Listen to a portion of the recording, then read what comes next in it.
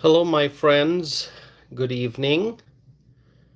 This is Tausif, and I am back with a new live stream. And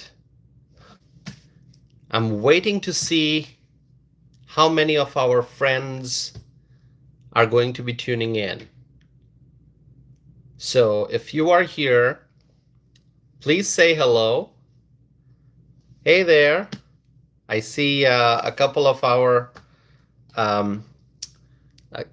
friends have already joined. It is so wonderful. And hopefully more will be tuning in. This is awesome. Hey, it's wonderful to see you all. Very, very wonderful, my friends. So we got Brian from Lancaster, Pennsylvania, right, Brian? And we got DSAR from New Mexico, if I'm not mistaken, and we got Jackson. And who else is here? If you are tuning in, please say hello. Please say hello. And if you are here for the first time, you know what you have to do, right? You have to subscribe. Subscribe to stay connected. All right, I'm going to give it maybe 30 more seconds, and then we will go into today's discussion. Let me know if you can hear me properly. I hope you can. Just let me know. Let me change the angle here a bit. All right. Okay. So, my friends, the situation in Broadview, Illinois is really bad. Okay. The situation in Jackson is asking, you know where I'm from. You're from Indiana, Jackson, right? I guess so. Sorry if I'm mistaken. Selena is here. Hi, Selena. So good to see you. All right, my friends. Let's continue with the discussion. Okay. The situation in Broadview, Illinois, is really bad. Hundreds and hundreds and hundreds of protesters and rioters. Okay, rioters. I mean, when we use the word protester, most of the time we understand that it's peaceful protest, but that's not what's happening in Broadview, Illinois. Okay, it's not peaceful protest. I mean, peaceful protest is acceptable. People have the right to protest peacefully. But when people are rioting out there, when they are causing disturbance, when they are engaging in all kinds of lawlessness, that is not acceptable. So what's happening in Broadview? If you don't know, I would encourage you to just do a recap. Go look at the news from the last couple of weeks. What's been happening in Broadview, Illinois? Broadview, not far from Chicago. Hundreds and hundreds and hundreds of protesters and rioters causing unrest in Broadview. The federal agents are trying to catch the criminal aliens. The federal agents, they're trying to safeguard and protect the ICE facility in Broadview. The federal agents are trying to ensure law and order. And the rioters are causing disruption, disturbance. The rioters are engaging in lawlessness. And there are riots going on in other places as well. It's not just Broadview, Illinois. Are we going to talk about Portland? Brian just wrote, sounds like Portland. Exactly. Are we going to talk about Portland? Yes, we are. Yes, we are. Have you been following what's happening in Portland? Have you been watching the news? Have you been keeping track of all the updates, the news updates about what's happening in Portland? It's a major American city. Everyone knows the name Portland. When you think of Portland, you might think of, oh, it's a beautiful city. No, it's not. There's nightmare in Portland. I see Longdon families here. Good to see you. Good to see Longdon family. That's Kara from, I believe, Colorado, right, Kara? So my friends, as Longdon family, that's Kara. So good to see you. So let me give me 1 second here, my friends. Give me 1 second.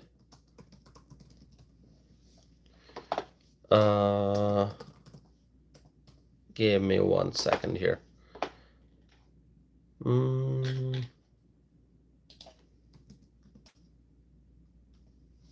Stay here, don't go anywhere. Okay. All right, I'm here. I'm back. So the situation in Portland is a complete nightmare. Now, Portland is far, far, far away from Broadview, Illinois. Broadview, Illinois, in the American Midwest. It's very close to Chicago. It's in Illinois, Broadview. And then you got Portland in the western part of the United States of America, in Oregon. And Portland, what a mess that city is. On one hand, there are federal agents in Portland who are trying to do their jobs. Plain and simple. The federal agents, they have responsibilities and they have to fulfill those responsibilities. The federal agents are simply trying to do their jobs. And on the other hand, there are lawless rioters, and they are doing what they do, which is engage in lawlessness. And then there is local government that has a very important role to play in this whole scenario. My friends, when people think of government, there are different things that may come to your mind, okay? You may think of state government, federal government. You know, when people say government, they usually think federal government because that's the big one, the federal government. But you know what? The local government has a very important role to play in everyday life. Remember, the local government is the first line of defense when you think of if there's a problem, if you run into a problem, if you become a victim of a crime, let's just say, what do? You call the police. You call the local police. You're not calling federal law enforcement. Let's say there's a break-in. Let's say there's an incident of theft or robbery, or if there's some kind of disturbance going on in your neighborhood, who do you call? You contact the local police. The local police is part of local government. The local government can be your city, can be your village. In a city government, you'll have a mayor, you'll have a city council. In a village, you'll have a village administrator, village board. But when there's an initial problem, you contact your local law enforcement. You don't start calling federal law enforcement. Now, federal law enforcement may get involved depending on what kind of crime has taken place, right? If it's a serious crime, you may have the federal law enforcement agents getting involved in solving a case. But you start by calling the local police agency, and they are the ones who respond first.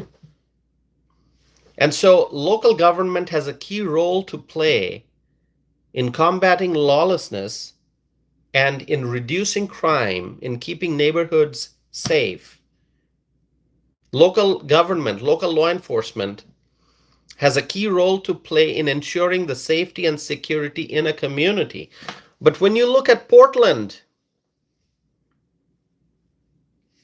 you can see the performance of the local police, which is extremely poor. That's what I'm saying, but you may have different views. You may say, Tausif, the performance of the local police in Portland, the Portland Police Department, is not just poor, it's extremely poor. What are you going to say? If you have been following the news coming out of Portland, how would you grade the performance of the local police there? Edwin, good to see you. I'm going to ask a poll question. Do you support the Trump administration's efforts to enforce our nation's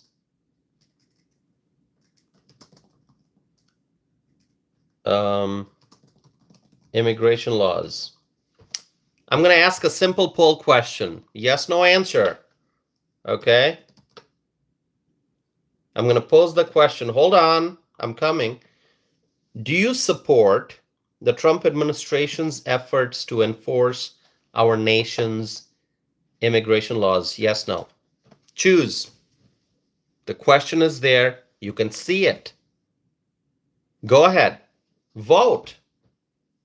Do you support the Trump administration's efforts to enforce our nation's immigration laws? My friends, if you ask me, Tausif, how are you going to answer that question? I'm going to say yes. Yes, I support the Trump administration's efforts to enforce our nation's immigration laws. That's what the Trump administration is doing. Talk about Kristi Noem. Talk about Tom Homan. The answer, the right answer is yes. Yes, my friends, we're going to make America great again, just like it says on my hat, make America great again. So, how would you grade the Portland Police Departments? It's called Portland Police Bureau, PPB, all right? How would you grade the Portland Police Bureau's performance? I think poor, based on the information that we have about the ongoing crisis in Portland. Okay? Look at Portland. Let me tell you, my friends, I never want to criticize law enforcement. Never. Because I have tremendous respect for law enforcement in general. I have a lot of respect for the law enforcement officers. You know, most police officers who you're going to meet in life are very good people. Very good people. I have met many law enforcement officers in my life so far. And most of the people I met who serve in law enforcement, they are truly wonderful people. They go into that profession really looking to serve the community. It's not a profession that people go into looking to make money. You know, people don't go into law enforcement because they want to be rich. No. They have a passion for serving the community. People who go into law enforcement, they want to serve the people. They want to protect and serve. My friends, most police officers, and I can speak from my experience, because I have met many law enforcement officers in my life, and I can tell you that they serve with great dedication. In my life so far, as I said, I've had the wonderful opportunity to meet many police officers, police chiefs, sheriffs, and I'm always grateful for what the law enforcement officers do for the community. They protect and they serve. My friends, if you look at my Facebook profile, and you can go, you got my name on this channel. You can go and find me on Facebook if you want. And if you go through my profile, you're going to see many photos that I have with current and former law enforcement officers here in Wisconsin. Wisconsin is where I live. This is my home, Badger State, America's Dairyland, beautiful state, Wisconsin. And I have many pictures with law enforcement officers that I've met over the course of many years. And they truly are highly trained, quite knowledgeable, intelligent, and they have a passion for service. And that's what's important. Like I said, you, deep in your heart, you have to have the desire to serve. And, it's not just serving people, it's about putting your own life at risk every day. Because when police officers in the morning, when they leave home and they go to work, they don't know what kind of situation they are going to run into over the course of a day. They don't know what kind of cases they'll come across, what kind of challenges they'll face, what kind of dangers may be waiting for them. So police officers, every day that they go to work, there's a huge question mark. What are they going to run into today? Any serious crisis? Any massive emergency? They don't know, but they have the willingness and the desire to serve. They put on the uniform and they go to work. And they help ensure law and order. So whenever I talk about law enforcement, I always want to say good things, because I have met, most of the law enforcement officers I've met are wonderful people. And I've already said that. Now, in the case of Portland, it's different. Now, let me get straight to the point. The United States Department of Justice is launching an investigation into the police agency in Portland, Oregon. It's called the Portland Police Bureau, PPB in short. Now, you may be asking, Tausif, hold on a second, Tausif. What in the world is going on? What is going on in Portland? Is there something wrong with PPB, Portland Police Bureau? Why is the United States Department of Justice launching an investigation into the Portland Police Bureau? What is going on, Tausif? Give us the details, my friends. That's what I'm here for. I'm going to share with you some very important information. So please listen to me carefully. And if you have thoughts, comments, obviously, you can feel free to share those in the live chat window, okay? So, by the way, my friends, for those who are watching this channel for the first time, do not forget to subscribe, because when you subscribe, you can stay connected. So please subscribe. I would appreciate that. Be a part of this community. As you can already figure out, that this is a community where we discuss very important things that are happening in the country and around the world. So social and political issues, both domestic and international, we talk about those issues here on this channel. So if you want to be a part of the community, if you want to stay informed, if you want to engage in dialogue, discussion, if you want to stay up to date on what's going on in the world and in the US, hey, subscribe. Subscribe, my friends. All right, so what's going on in Portland? On Friday, and we are just past Friday because it's 12:15 a.m. Saturday morning. We're just past midnight.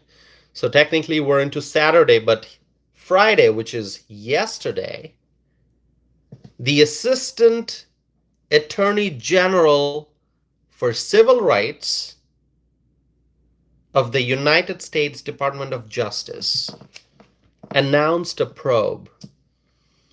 And the Assistant Attorney General for Civil Rights is Harmeet Dillon, and she is the one who announced the probe. So Harmeet Dillon, okay? Reportedly, there are questions surrounding the practices of the Portland Police Bureau because there are accusations that the Portland police force acted with bias during the anti-ICE protests that have been going on. Very serious matter, my friends, if you ask me. Bias is unacceptable. If you are in law enforcement, if you are out there addressing a situation, you have to be fair and impartial. We expect the highest standards from America's law enforcement, okay?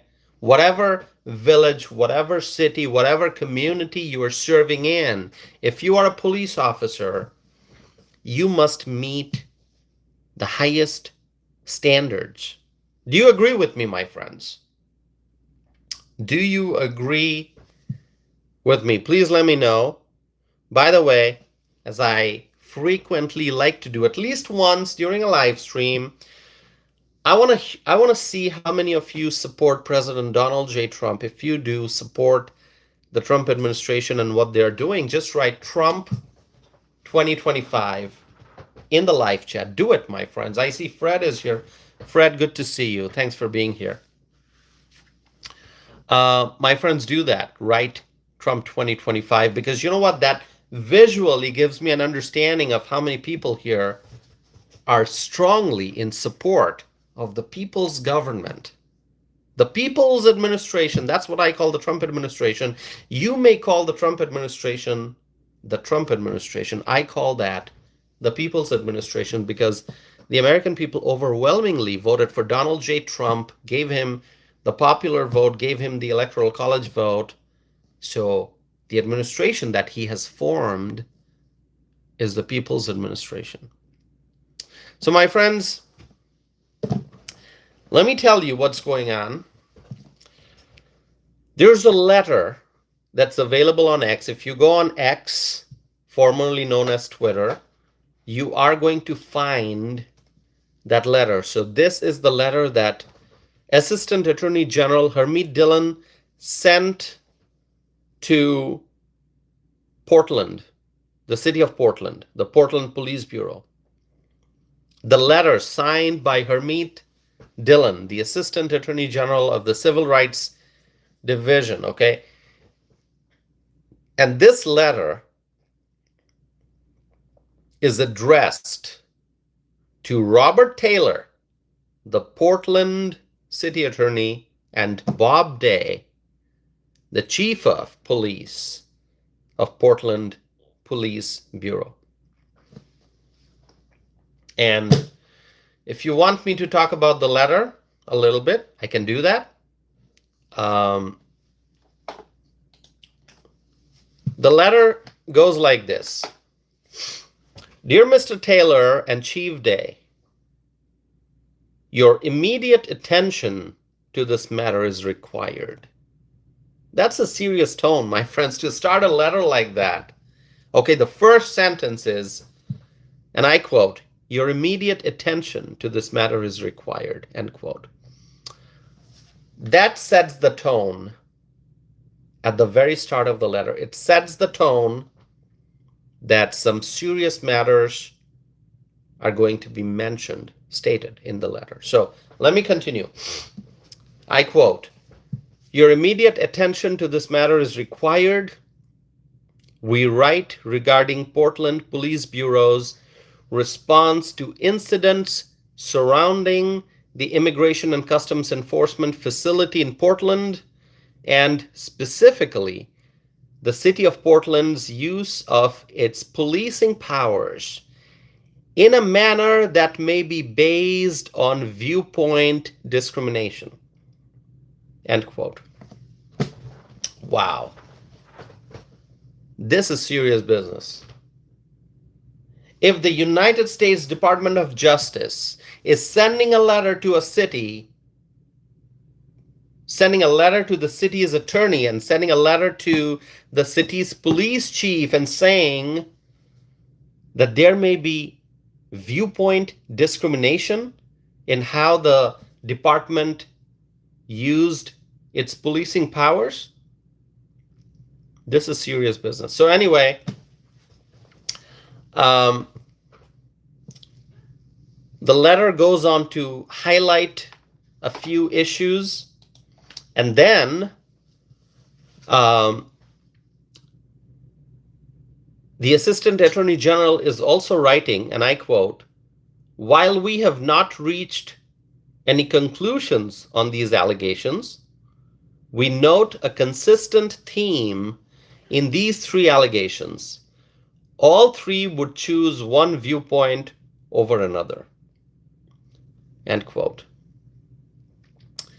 Clearly talking about bias, possible bias. Now, once again, as the Assistant Attorney General said, that the DOJ has not reached any conclusions on these allegations. But the allegations, my friends, are quite serious. Brad is here. Hello, Brad. Good to see you. Cherise, so wonderful to see you, Cherise. All right. So then the Assistant Attorney General wrote, and I'm not reading the whole letter, okay? You can go and find the whole letter, the full letter, the entire letter on the internet if you want. I'm just giving you some key points. So then the Assistant Attorney General, Hermit Dillon, is asking for some information. And before she presents that list, she is writing, "To address our compliance concerns raised by these allegations, we request the following by no later than October 10, 2025. And then she provides a list of, what information she's seeking. And at the end, Hermit Dillon writes, "Please let us know if the city needs any clarification about these requests. Likewise, if the city cannot meet the deadline, please confer with us as soon as you become aware. We look forward to the city's prompt response to this matter," end quote. So, my friends, what do you think about this letter? You want to share your thoughts? You want to share your thoughts about the letter? What do you think? Signed by Hermit Dillon, Assistant Attorney General, Civil Rights Division of the United States Department of Justice. Let me tell you what I think about this letter. It is a very powerful letter. It shows that the United States Department of Justice is working towards achieving justice. We need justice in society. We cannot allow unjust things to happen. And if there are allegations of bias in policing, then those need to be investigated. And we, the American people, we need to know the findings. And so I'm very happy that Hermit Dillon has made this letter public. You can go on the internet. You can go on Harmeet Dillon's official X page, and you can see this letter. You can read the text. So, my friends, this is quite significant. As I said, Portland is a major American city, and the United States Department of Justice, this Department of Justice, it's the strongest DOJ that we have seen in a very, very long time. Do you agree with me? Do you agree with me? I mean, we've seen different DOJs, right? Do you remember the Obama DOJ? Do you remember the Biden DOJ? You look at the different administrations that we've seen in the past, different presidents in power, and what is different about this particular Department of Justice, this administration? This is the strongest DOJ we've seen in a very long time. And so we have to wait and see how this process plays out. I'm not here to draw any conclusion because, you know, there are allegations, there are accusations, investigation is necessary, and only after a thorough investigation can conclusions be drawn. I don't want to jump into conclusions. I have my own thoughts. I have a sense of what may be going on. Was there bias or not? I can make a guess. But I want to respect the process, and I'm going to wait to find out what the DOJ, what conclusion the DOJ arrives at, okay?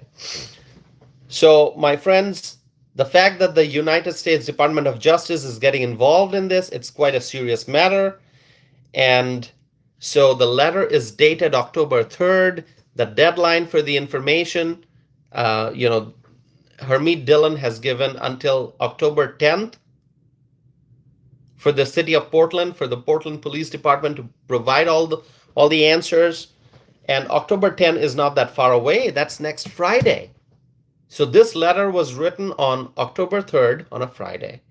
And the deadline for the city to provide information to the DOJ is the next Friday, October 10th. So let's just wait and see. Of course, the DOJ has stated that if the city cannot meet the deadline, then please confer with the DOJ soon. So if additional time is needed, maybe that's a request that may be granted or not. I don't know. Okay, I'm not going to guess.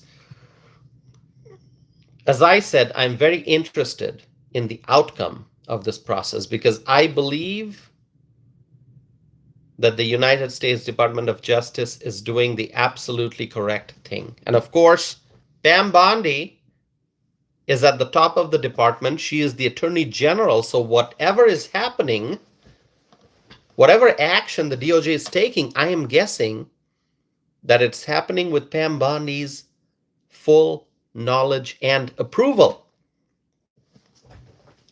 So my friends, let me tell you now.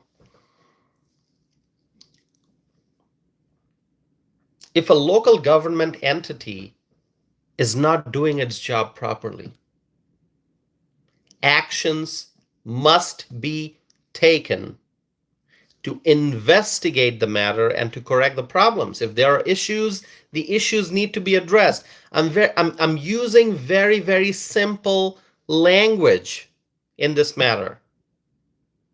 I'm trying not to accuse anyone of something. I'm not trying to say, oh, this entity has done something wrong.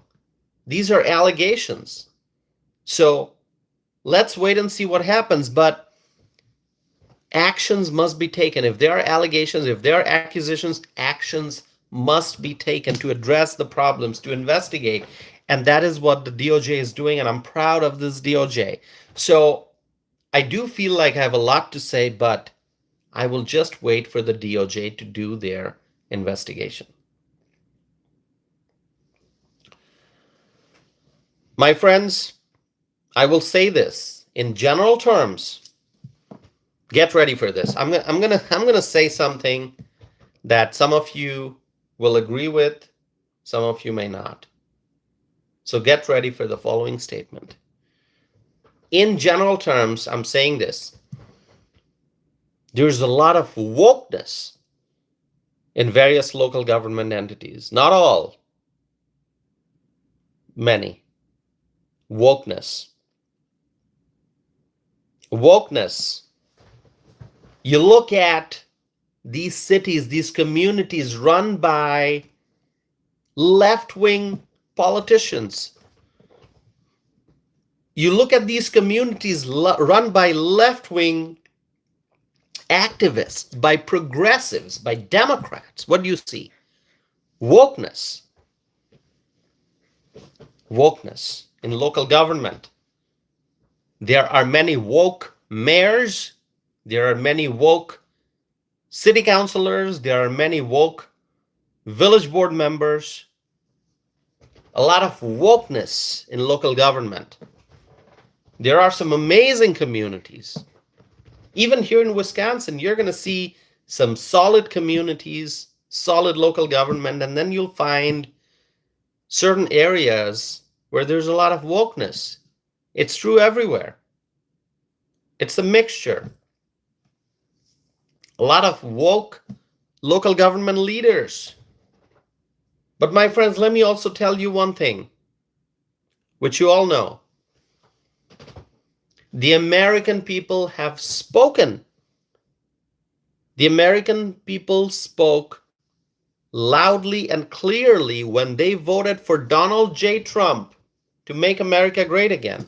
When they voted for Donald J. Trump in 2024, that's when the American people said loudly and clearly that there is no room for left-wing policies in America. No room for wokeness in America. My friends, let's do one thing. We're going to do an exercise now. Get ready for this. Are you ready? It's going to be an interesting exercise, okay? If you support President Donald J. Trump, if you reject wokeness, please write in the live chat window, write reject wokeness. Reject wokeness. Do it. Reject wokeness. Do it, my friends. Let's see. Let's see how many of our friends here are ready to write reject wokeness. Reject wokeness. I see that. Reject wokeness. Awesome. Douglas. Reject wokeness. Awesome. Hey, listen, let me check out the bigger screen here. Wonderful, wonderful. Easy is saying reject wokeness. Who else? Who else? Let me try to read some names here. Douglas has said reject wokeness. Light has said reject wokeness. And Laurie has said reject wokeness.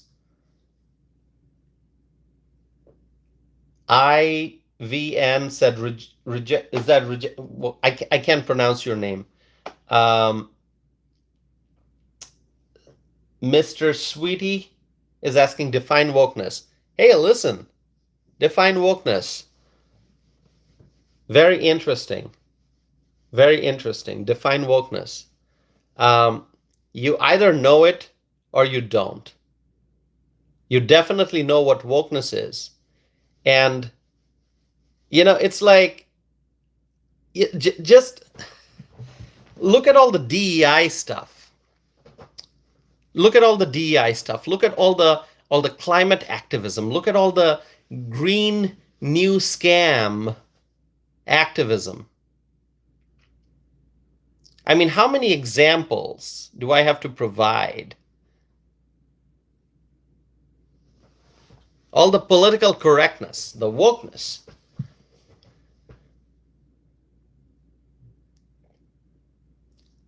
especially the climate change folks. I mean, that's what I find very, very troubling. And I've talked about this before. These people who want to shut down all vehicles, they want to shut down the planes and everything, no engines, nothing. You're going to ride bicycles wherever you go. You're going to row a boat, okay, instead of having like an engine run water vessel, you're going to have a no ships, nothing like that, just boats. You row a boat, you ride bicycles, okay, no emissions. I mean, no carbon, nothing. That's like wokeness, okay? Um, yeah, and especially the AOC, what AOC does, the policies that she advocates for, those are all woke policies, all right? I'm talking about Alexandria Ocasio-Cortez. You know who I'm talking about, right? AOC. So anyway, my friends,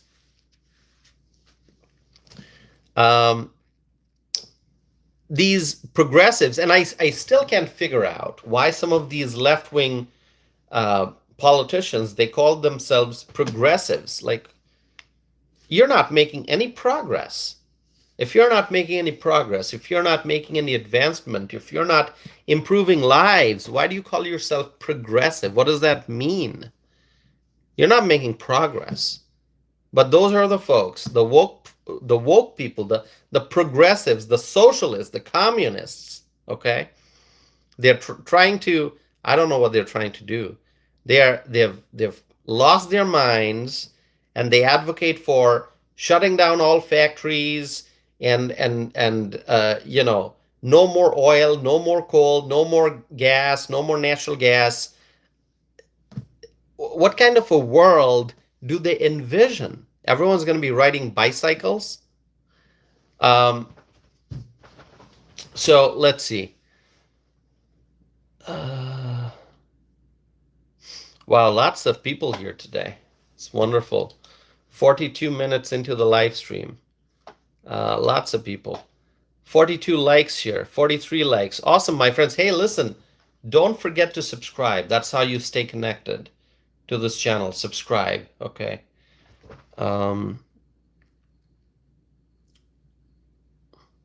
Okay, somebody likes bicycles. Hey, listen, I like bicycles too, although I don't have a bicycle.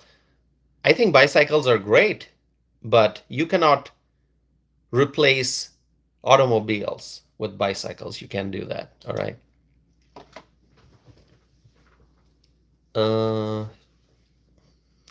Hey, let's see who's here for the first time. Will you let me know if you're here for the first time?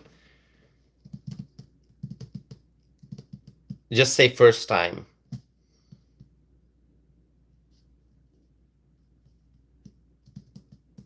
Jen is here for the first time. Awesome. Light is here for the first time. So many others. So many others.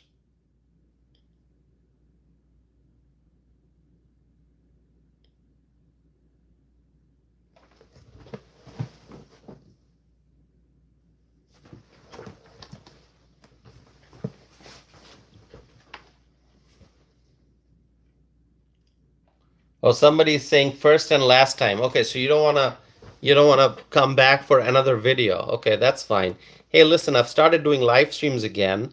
So those who want to stay in touch with me, please subscribe so that you can tune in for the live streams.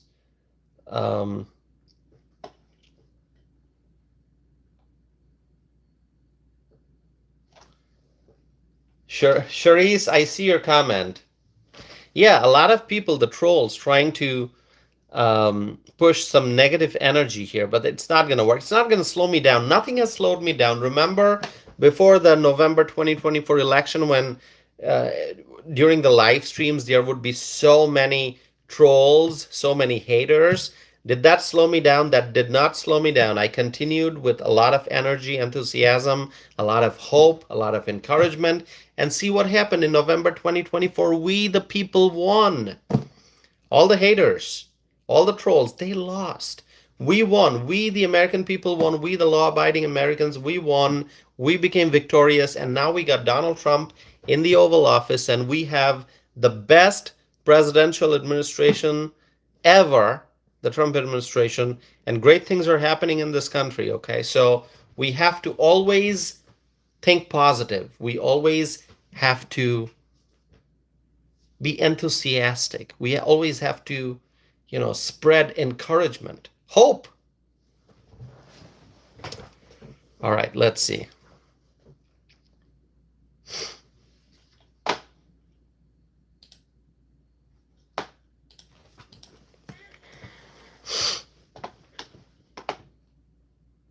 All right, my friends. So now let's come back to Broadview, Illinois. Shall we talk about Broadview again? Let's do that. There's something that happened in Broadview, Illinois, which I find quite shocking.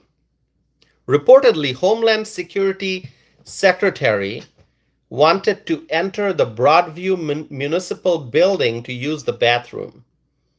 And she and her team were blocked from entry. Now, when I first heard that, I said, this is unbelievable. Is it even real? Or is this just some false information? No, it's real. There's actually video evidence. Okay? This is a government building. When we are talking about Broadview, Illinois, the Broadview Municipal Building, it's a government building. Anyone can go in. It's a public building. Anyone can access that building. And when Homeland Security Secretary Kristi Noem and her team wanted to go into the Broadview Municipal Building for a bathroom break, guess what happened? They were not allowed to enter the building. In a municipal building, their access was blocked.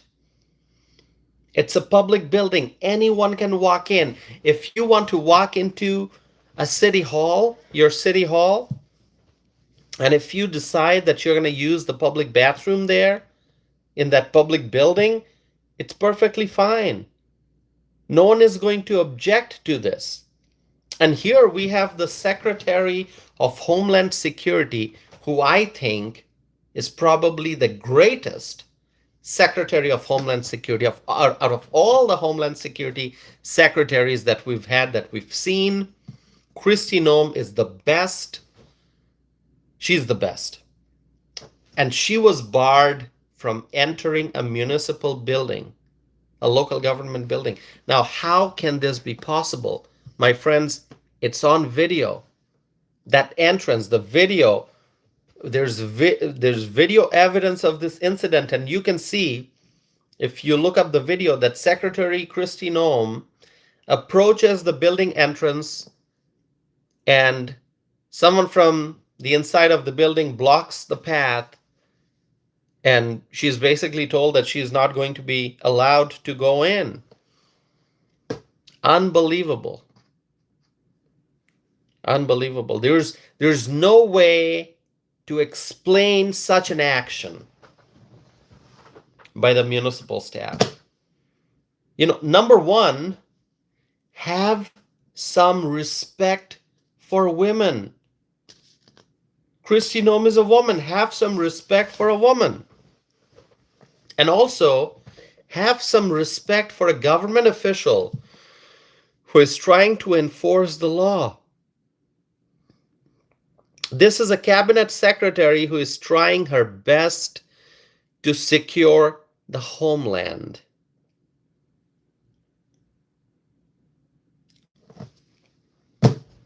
She was not allowed to enter the municipal building in Broadview, Illinois.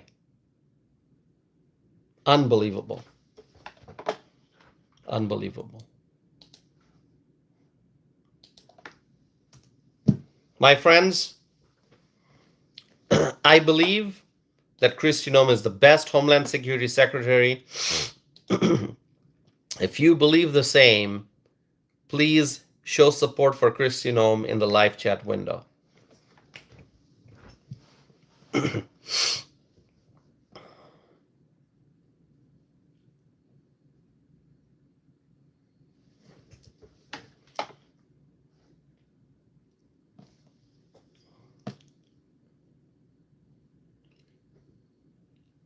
Charisse is here. Charisse, thanks for being here. I appreciate that very, very much. I'm trying to read some of the comments, but the comment section is moving so fast.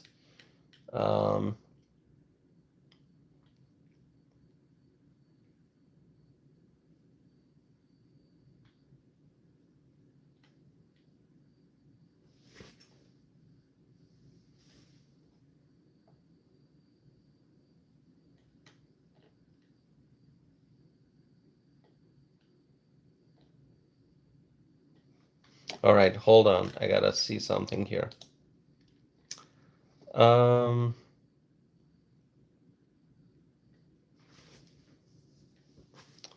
Let's see. I'm trying to catch up with the comment section here. I don't know if I can. It's probably going to take me a while.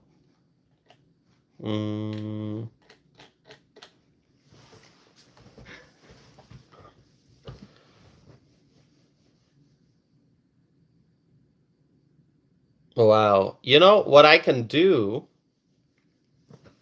I don't know if I should put the live chat in subscriber only mode. Should I do that? Should I do that? I've done that in the past. Might as well do that, right?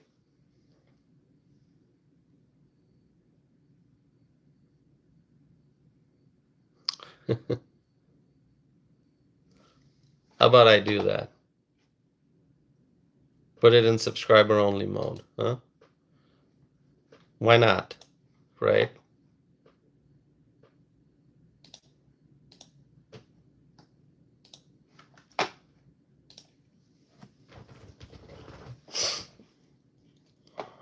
Well, people can still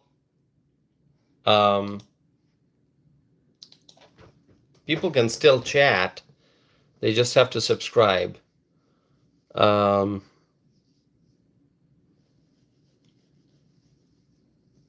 So, okay, let's see. Which of my friends are still here? My friends, are you here? Charisse, are you here? Brad and Brian and others, are you here?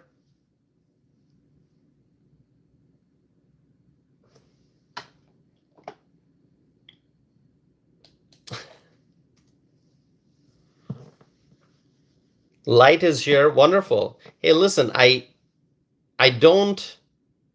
usually never want to turn on the subscriber only mode, but sometimes I feel like I have to because of irrelevant comments that keep pouring in from folks who don't want to have a meaningful conversation.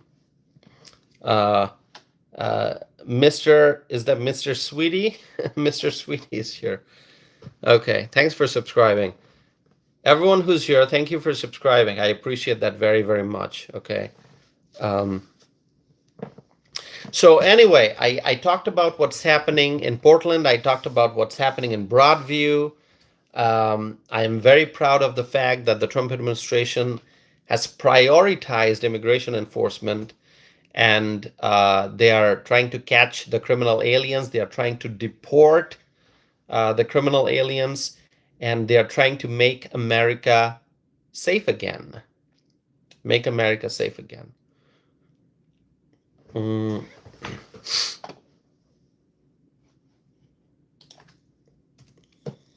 right. So 6 minutes away from reaching the 1 hour time mark.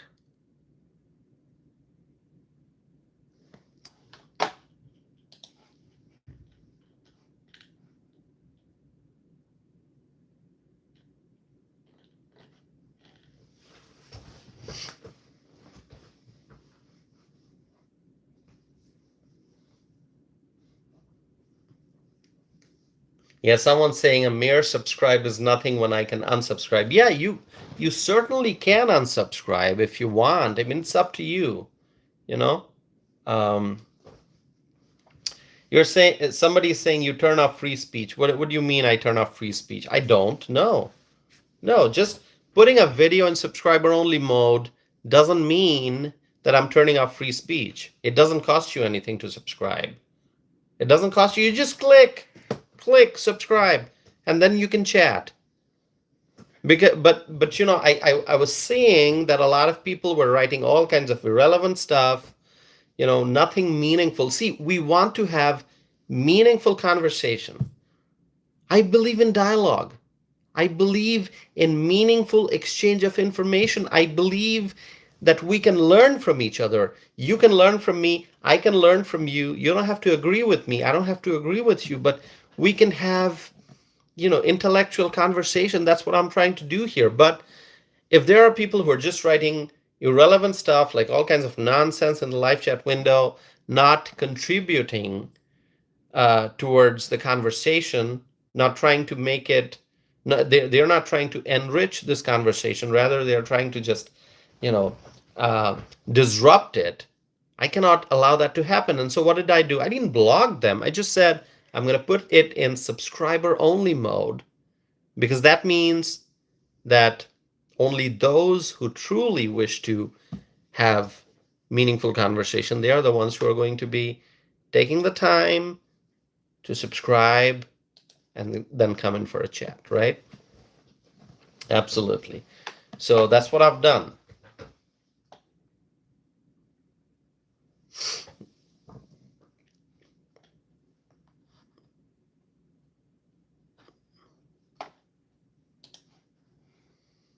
Let's see.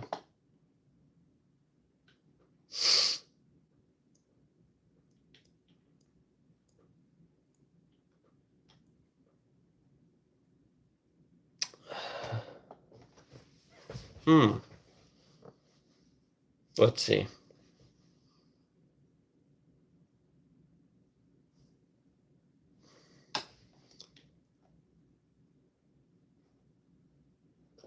Somebody is writing about, I don't know what the topic is.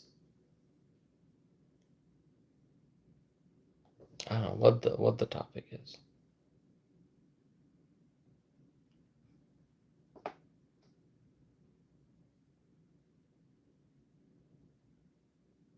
All right. You know, some of the comments I read and I try to figure out what the person is trying to ask me, okay? Like somebody was writing about, you know, there's this viewer who's repeating the same comment. It's a paragraph over and over again. I don't quite understand. Okay. Somebody just called me a loser. I'm not a loser. Am I a loser? I'm not. I don't think so. All right.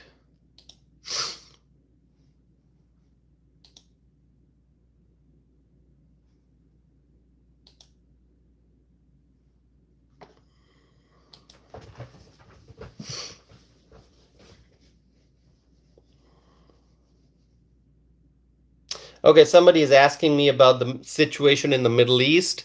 I mean, if we talk about that, we can have a very long conversation. But what I will tell you is, if there is one person in the world who can bring peace in the Middle East, that's President Donald J. Trump.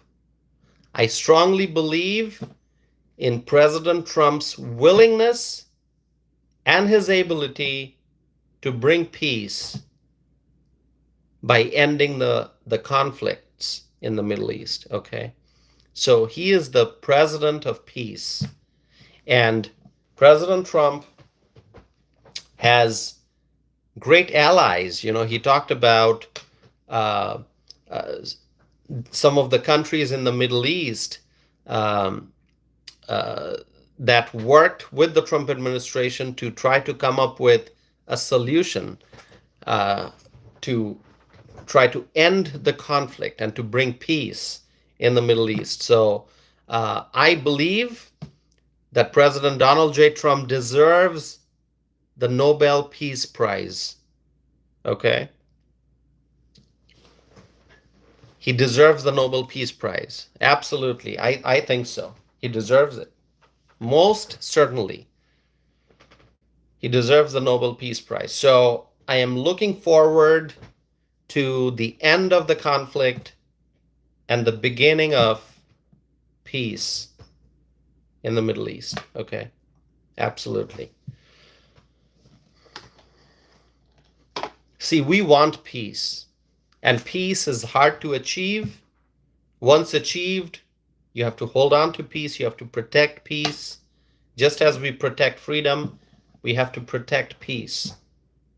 And I think the Middle East will be a very peaceful place overall if President Trump can be successful in what he's trying to do.